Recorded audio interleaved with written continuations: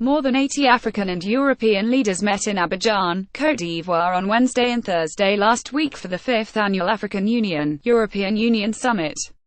Top of the agenda was the issue of slavery. The International Organization for Migration (IOM), a UN body, first reported in April that African migrants, now numbering a reported 700,000 traveling north through Niger and Libya, were being kidnapped by people traffickers and sold into forced labor for as little as £400. A CNN report last month brought slavery in Libya to wider prominence, with grainy video footage confirming the first visual evidence. But it was not until Manchester United's Paul Pogba celebrated a goal in his comeback match against Newcastle at Old Trafford a couple of weeks ago that slavery in Libya forced its way into the general consciousness. Pogba crossed his hands, held them aloft and mimicked a man in chains. Many inside Old Trafford, and indeed watching around the world, were probably wondering what it signified. Thanks to Pogba's follow-up post on Instagram following the game, "They won, did no more." There has been a 100-fold increase in interest in this after the simple gesture Pogba made, said Itaye Veriri, head of the IOM's online communications, told Goal. He could have celebrated any other way that he wanted, but he chose to do that.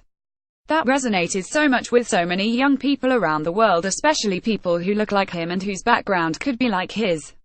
What it meant was that most people who follow football around the world, and the young people who adore these football stars like Pogba, had their attention piqued. These young stars can mobilize so many young people around the world and get so many people interested in a topic that a few weeks ago no one really knew or cared about. Now we are talking about it, and that can only be a positive thing. Fuck slavery. A post shared by Cédric Bakambu at Bakambu17 on November 23, 2017 at 10:56 am PST. Pogba, born in France to parents from Guinea, was supported in this campaign by Cédric Bakambu of Villarreal and Valencia's Geoffrey Kondogbia. Senegal's Kekou Kouyaté and Côte d'Ivoire's Kate Doka also followed suit. Outside of football, "I am not for sale," ran Doka's message, while Bakambu's was shorter to the point. Fuck slavery. Bakambu and Kondogbia, like Pogba, are French-born. Bakambu is an international for DR Congo, while Kondogbia's brother Evans has turned out for Central African Republic. It's always one of our dreams to get as many of these football stars, especially from the continent, who have African heritage, to work with us and shine a spotlight on the terrible things which are happening when it comes to irregular migration, said Veriri. Now that the attention is on this fully, we expect something will happen. We need more support from these very influential young men who have a huge amount of followers. The majority of them, especially those of them born in Africa, are migrants in one way or form. So really, they are very ideal people to work with us and make a better world for migrants. Pogba is known to be a favorite athlete of the Guinean president Chair Alpha Conde, who praised the Manchester United man earlier this year as an example for all young Guineans to follow. "It's also quite interesting that he had that level of awareness," said Veriri of the 24-year-old midfielder. "These young multimillionaires live in a bubble of some sort, but through social media there was a huge outpouring of anger and people were concerned that this was happening in 2017. President Conde described the ongoing slavery issue as despicable and from another era when it came to light in mid-November. And thanks in part to Pogba and his cohorts, and the prominence now given to the slavery question, the AU-EU have pledged to work in unison, to end the practice and help lift some of those migrants and refugees trapped in Libya and see them return to their countries of origin." The IOM is currently the only international organization that is getting sub-Saharan migrants out of Libya back to their countries of origin through the humanitarian voluntary return program that we are running, said Veriri. "So far we have taken out 13,000. We hope to take out another 15,000 before the end of the year, which is quite an undertaking." French President Emmanuel Macron, on a 4-day trip to Francophone African countries last week, confirmed that the Libyan government would assist in identifying the camps where migrants are being detained and will initiate a transit and departure facility. France last week also requested a special UN Security Council session on the topic. That it has taken a young French footballer of African background to give the issue the attention it deserved is an indictment on the political systems on two continents.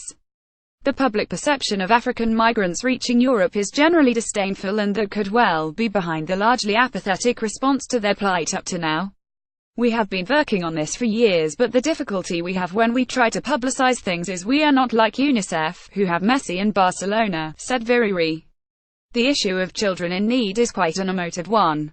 Whereas it's more difficult to get that kind of support for migrants because many misconceptions about irregular migration exist. Are they deserving not to come to our country? You get that kind of dynamic. As a result, we find less and less ambassadors that we can work with. We would certainly welcome them being more involved. They don't have to. They are living wonderful lives, earning lots of money from their skills, but as we have seen before, some of them, when they just set their mind to doing charity work, they do it very well and it's quite effective. We hope we get more of them stepping in and helping. The 2011 NATO intervention in Libya, which led to the murder of Muammar Gaddafi, has left large swathes of territory ungoverned and permitted people traffickers, smugglers, militias and terror groups to flourish. EU involvement in the current migrant crisis has been criticized due to a new collaboration with the Libyan coast guards. As a result, fewer migrants have been reaching Europe in the past few months compared with recent years, but those caught attempting to reach European shores are returned to a chaotic Libya. The IOM also revealed that more than 3,000 died in trying to reach Europe in 2017, the fourth consecutive year that this grim milestone has been reached. A consequence of fewer boats on the water is having a backlog of migrants who have paid passage to Europe but who have been stuck behind. African leaders, too, have come under fire for their failure to make progress on the issue until prominence was given to it by CNN and Pogba alike. For many of the victims, the journey begins in West African nations such as Nigeria or Ghana. They pay all the money they have to smugglers in order to get towards a better life in Europe. Through the Sahara, they travel overland by truck, and the IOM has heard evidence of migrants spotting the remains of those who have gone before them in the desert, and of trucks stranded, having had their fuel siphoned away by bandits. Migrants at this point could then informed by drivers that their fees have not been paid by their traffickers. One survivor describes being taken in this context to a parking area where, he claimed to the IOM, slave markets were being held. Sub-Saharan migrants were being sold and bought by Libyans, with the support of Ghanaians and Nigerians who work for them, IOM Niger staff reported in April.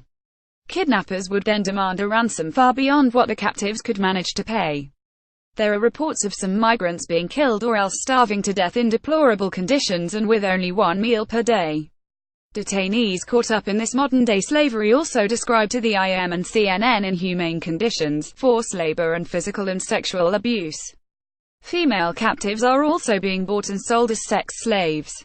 With the world at large ignorant to their plight, Pogba used all the power and influence he could muster in order to draw attention to the injustice they faced. Because of his involvement, some progress might now actually be made. All we ask for is for migration be safe, humane and legal, said Viriri. It would certainly be very useful to get more of these young superstars, especially those from Africa, because lots of very good players come from West and North Africa. These are the locations where a lot of people who are migrating regularly and facing the kind of challenges we are talking about now come from.